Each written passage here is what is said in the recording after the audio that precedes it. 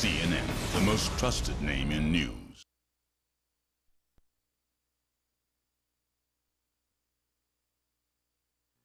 Tonight on Square Off, a la carte cable channels. Will it cut your bill?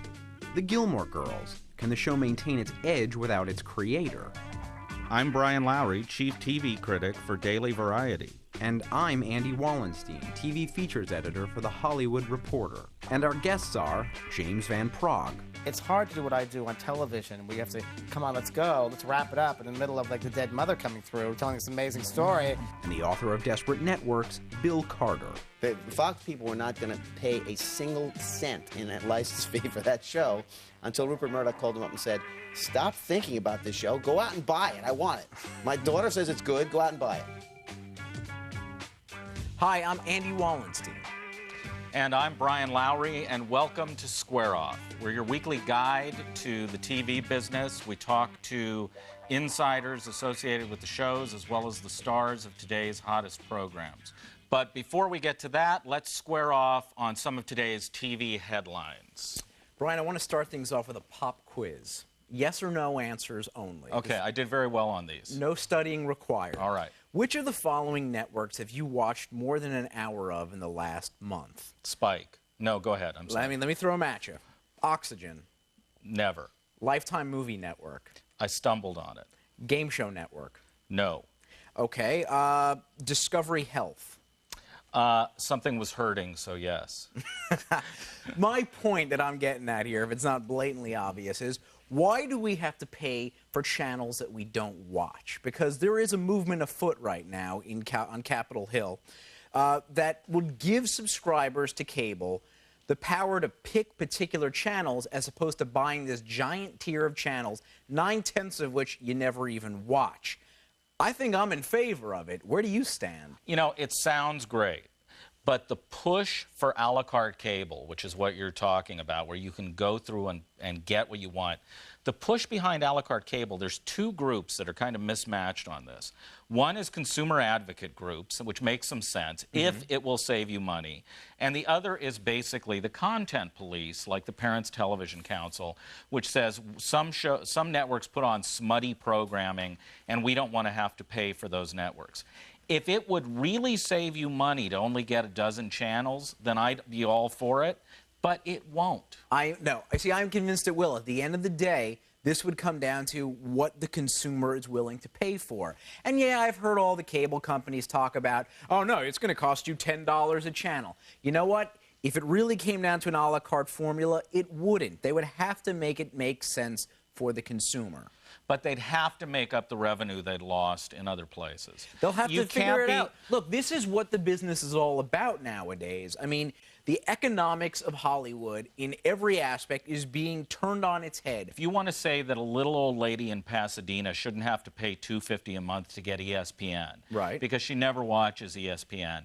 If you take 10, 20, 30 million subscribers out of ESPN, which is paying $1 billion a year just for rights to NFL football, trust me, they're going to have to get the money back from somebody.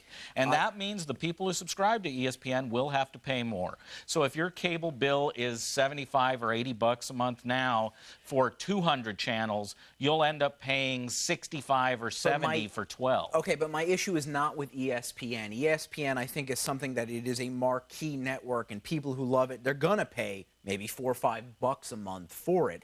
My issue is with, now let's be honest, what the cable industry really is. It's 9 or 10 companies that own all these hundreds of channels. It's not really diversity. And I'm talking about perhaps wiping out this sort of bottom rung of all these channels that really just don't get any significant sampling. But watch out for the law of unintended consequences, which is really what's going to happen, which is it might knock out some channels for which actually there's some demand, just not enough demand to support them. The programming on those channels would then aggregate to the channels that matter. If it would truly benefit the consumers, it would be fabulous, but I don't think consumers are going to benefit. I'm hoping they really take it seriously on Capitol Hill.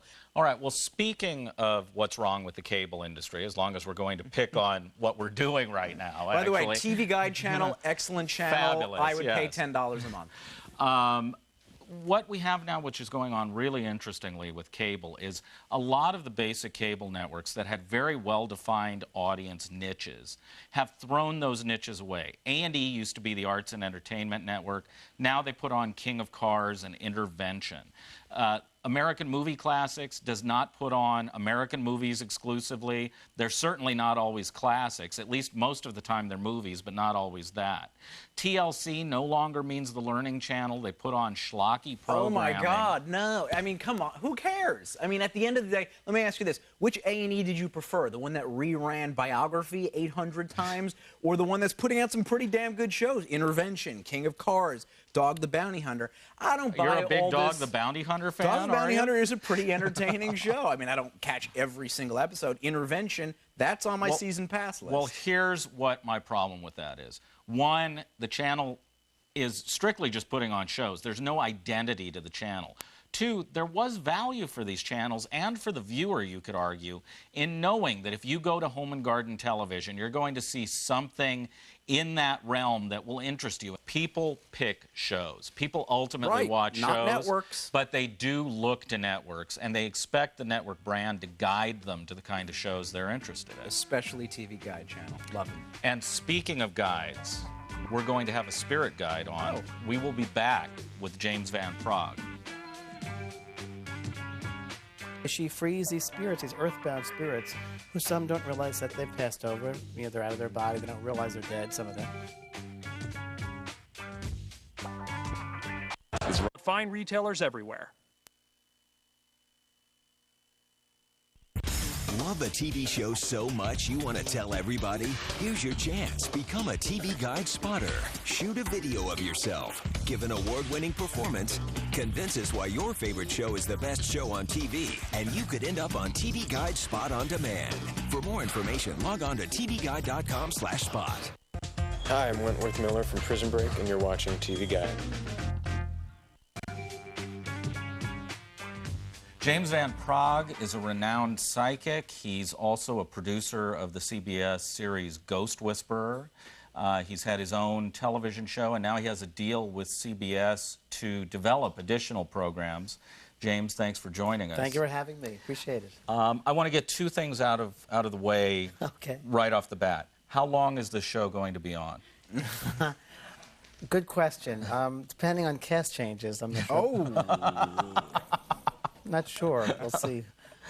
Okay, and then the other... Multiple years. The other question, I want to get this one out of the way, too. There's no one behind me, is there? I know, but they pop in. I will Okay, let you know. all right, because I've seen your show. Yes. So, all right, this is If good. they do come in, I will let you know, Brian. All right. Maybe you shouldn't, actually. I'll be creeped out enough if that. Just speaking with me creeped out enough. So you obviously Ghost Whisperer is a show about a psychic, and you were involved in developing it, and yet it's a young woman played by Jennifer Love Hewitt, who's the star of the show. Correct. How did that come about? It came about, boy, years ago. I did a movie for CBS called The Dead Will Tell, which is based on my first book, Talking to Heaven, and it was a miniseries at CBS and did very, very well. So CBS wanted to develop a series, kind of like a psychic detective type of thing, before Medium, actually. So I was running around trying to get something together and putting a story together with that. So then what happened was my show Beyond, my daytime show I had Beyond, during that show, there was a segment called The Paranormalists, and where it demonstrated different paranormal people, different types of things. One was like a remote viewer, another was kind of healer, and this sort of thing. And one lady they found was a Ghostbuster. And I'm a very skeptical type of person. I'm very... Are you? Very much so. I mean, okay. I really am. I'm very down to earth and very skeptical. People make claims, and they have to prove it to me. Anyway, I met this lady in Oklahoma, and she goes to houses that are supposedly haunted. I was blown away. She brought through not only names, but birth dates and information she could not find on any computer or anything like that. And she was very, very good. Now, there's something to this lady. And what she does is she frees these spirits, these earthbound spirits, who some don't realize that they've passed over. You know, they're out of their body. They don't realize they're dead, some of them. And for whatever circumstances, some stay behind. And she frees them up and lets them know they've passed on, they should go to the light, and so forth. I thought this would be a great show. So I introduced to some friends at CBS. We came up with this idea for the show. And then I interviewed some writers. I met John Gray, and I got the whole thing rolling with the producers and found the producers and put it all together, and now we have a hit. Wow. Which I did predict. I did. I told them we'd do it very well. They picked up the pilot. I said, And they put it on Friday night, and it was a hit. which is such a hard place to put the show. Absolutely. So now, also, you know, the casting of the show is probably very key. Jennifer Love Hewitt, you know, she Very is much. the Ghost Whisperer. What about her that you thought was just so perfect for this role? Well, first of all, her age, of course, the age and the attraction, the demographic is perfect. Right. And there's such an appealing quality to her. And you get caught up in her eyes. She brings you kind of right into her soul. And the way her acting is, she really is soulful. And she has, you know, I don't think for this role you necessarily have to have a belief system with this, but she does. She's very open to it, and it really does help.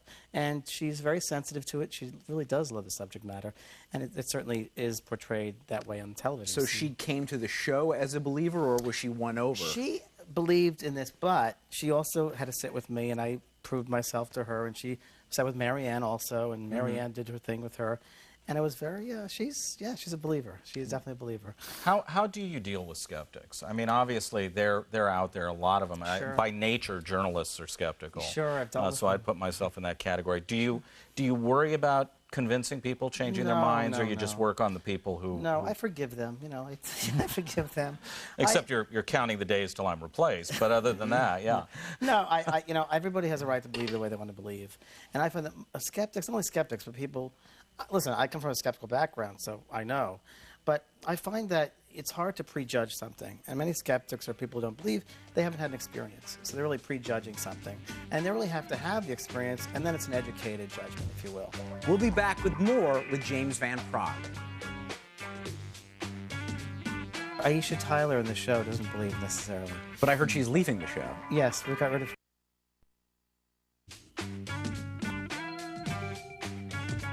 TV Guide channel. We're back with James Van Praagh. Do you think productions like Ghost Whisperer, in effect, convert the skeptics? It's a very good question, and I can say this to that. I do lectures around the country, and I ask every time I go on stage, I say, how many of you are first time been here? And lately, I'd say a good 90% of the people raise their hand and say, I'm new to this. How did you find out? Ghost Whisperer. So it's reaching an audience, and really, honestly, the intent of my reasoning for doing these television programs is to reach an audience, is to teach people, is to enlighten people. And you do it in a forum like this, which is fine to entertain, but there's also a message behind it. So like every episode, there is a message in there.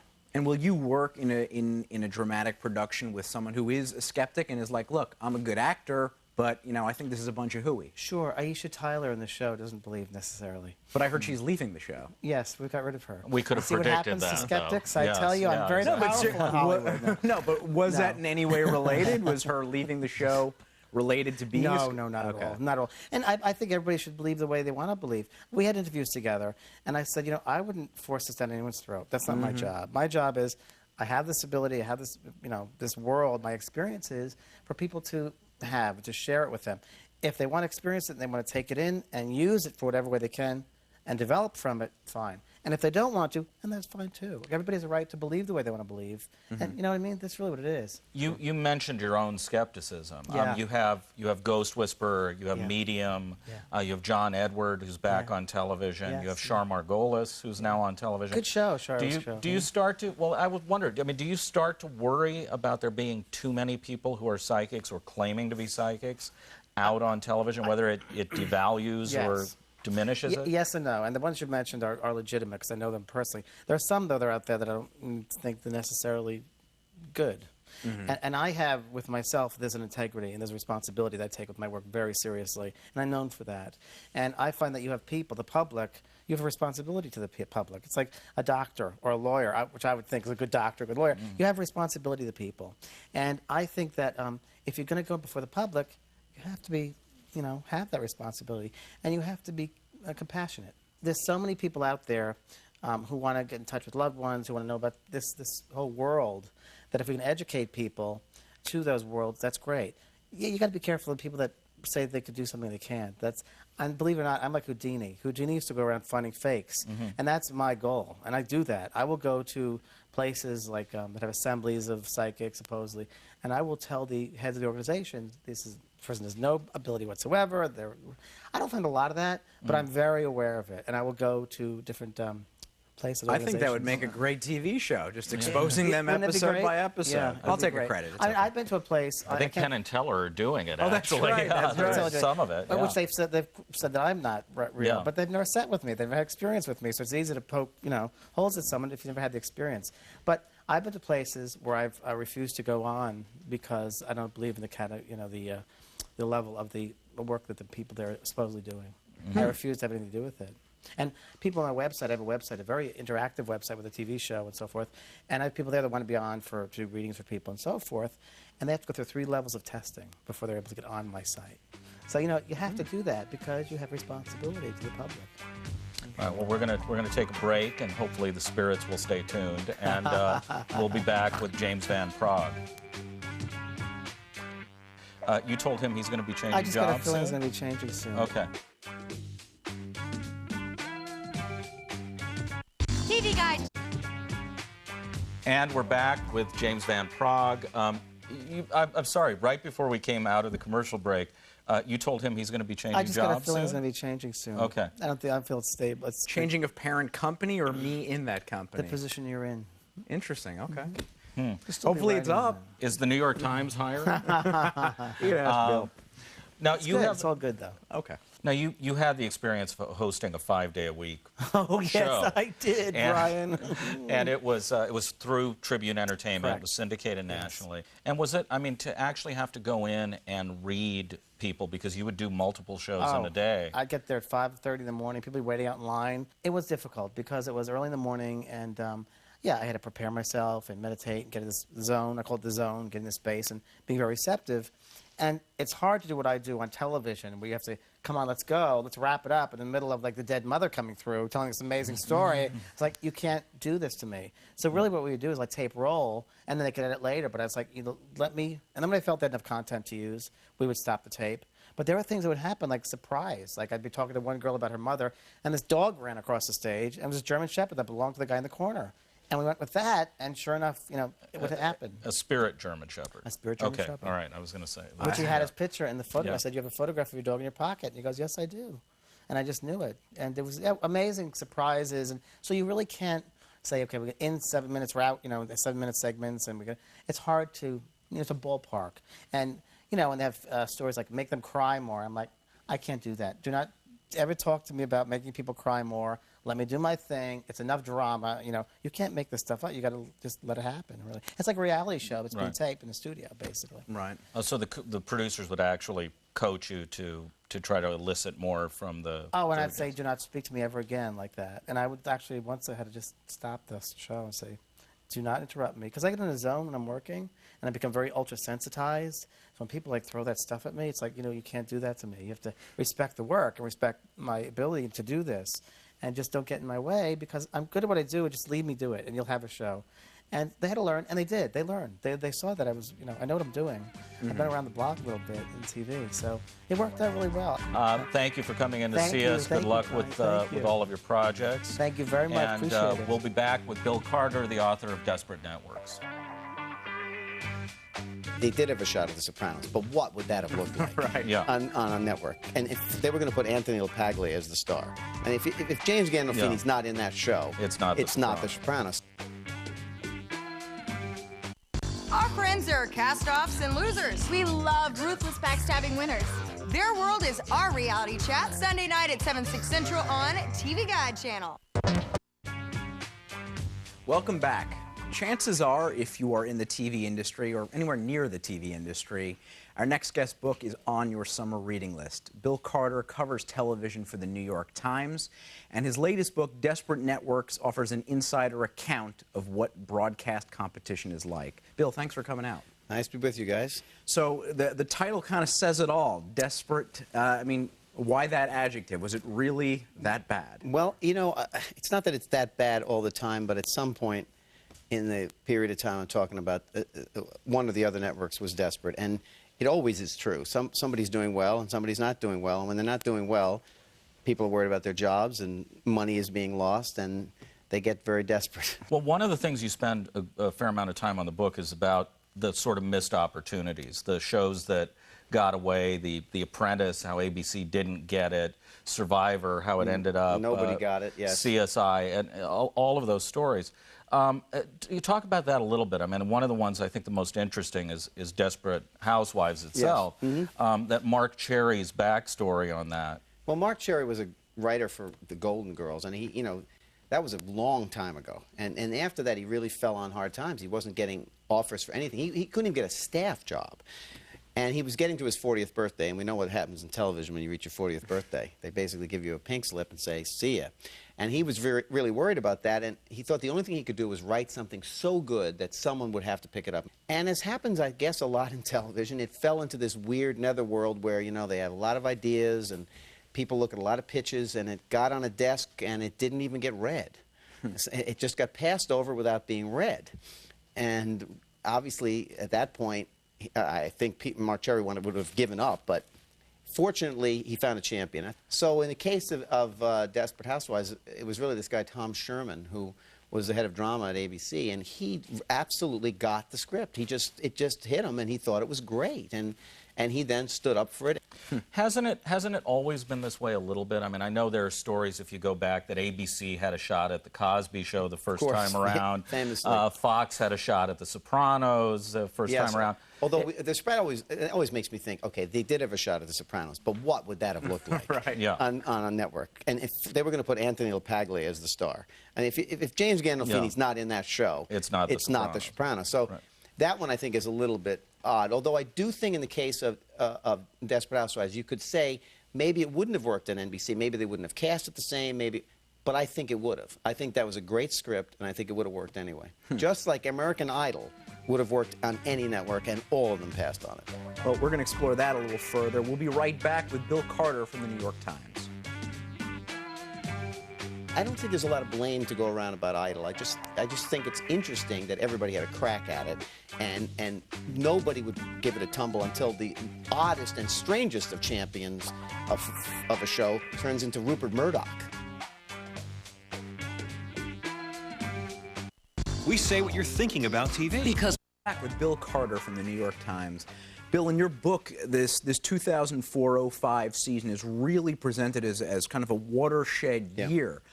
Why was that? I mean, walk us through it. If you think about all the things that happened that year, it really is kind of extraordinary. You do have a network going from first to fourth, the network that everyone sort of taken for granted was going to keep winning and keep dominating financially. And they lost $1 billion in the upfront. $1 billion. That's a gigantic shortfall. So that was all going on the entertainment side. At the same time, you have ABC rising up after firing the people who put the shows on. The shows that saved ABC were the product of two executives that had already been fired. Susan Lyne and Lloyd Braun. An extraordinary thing that happened. And then on the news side, there's never been a year like that on the news side, where all the big anchormen, 4 of them, departed the scene at the exact same year, in the exact same year. So there's a tremendous upheaval on the news side. So in all kinds of ways, it seemed to be a year with all things roiling and changing at the same time. The other issue about recognizing hits, and I wonder if this has made the executives' jobs tougher, with Desperate Housewives, you could sit down and someone could read the script or not read the script. Yes. The reality shows, somebody pitches you a concept, and it's very hard to sit and go, okay, people sing and we pick a winner and that's the show. Right. Do you think maybe we, all of us in the press, are a little too hard on a network for saying, oh, you didn't pick up American Idol? I think the Idol one is a good example, because if you had said to me, or anybody, I think, who... Bye. We look forward to reading more in the New York Times. Thanks for coming. Great to be with you. When we come back, we're going to take some time with your email. Stick around. The good news is, whether she's good, whether she's bad, I won't be watching.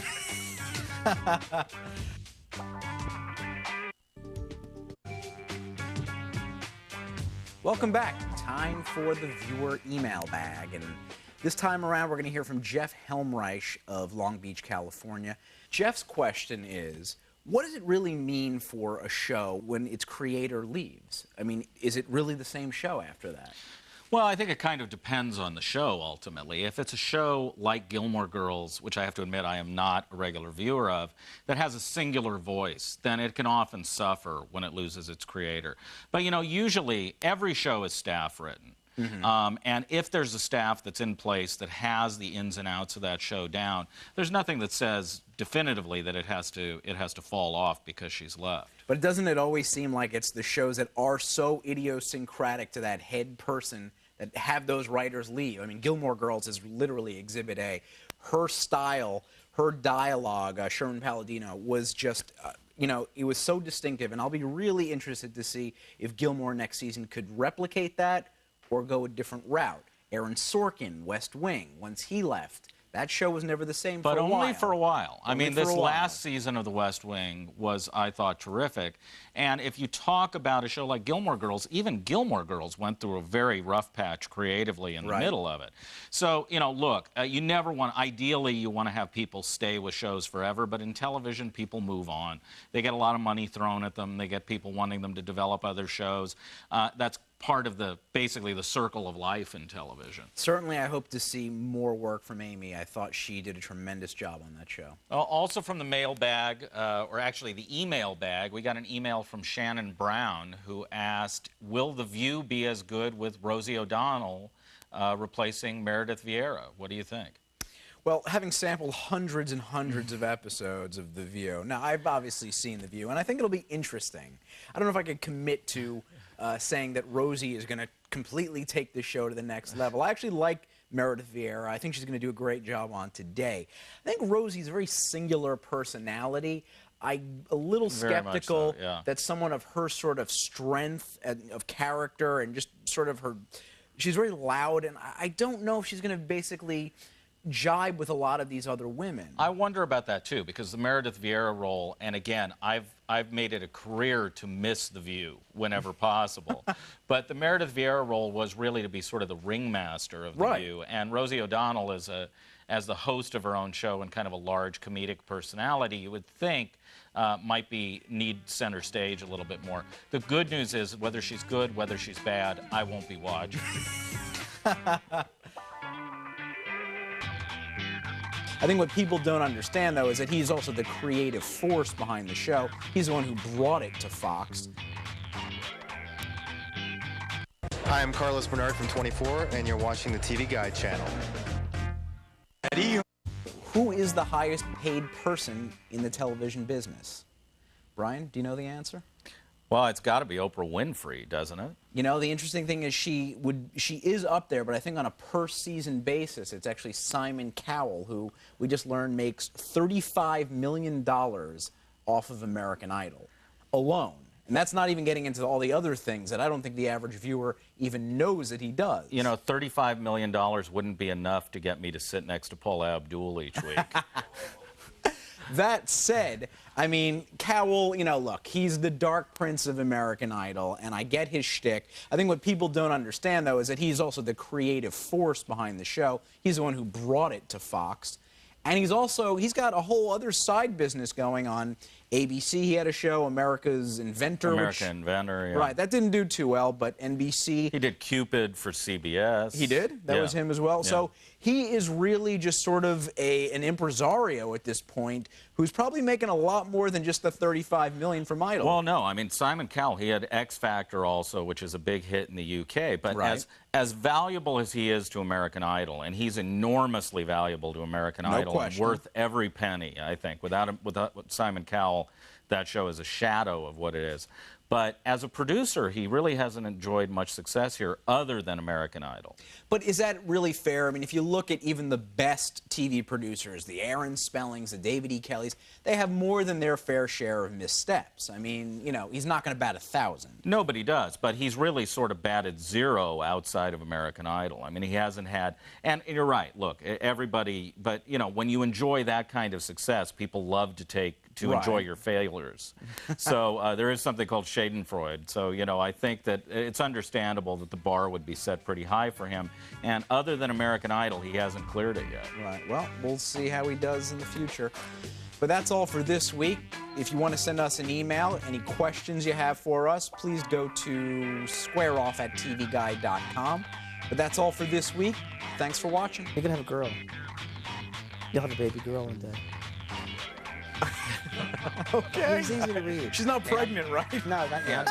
Not yet. Andy just wet himself. All right. Watch. You'll see. It's unsettling.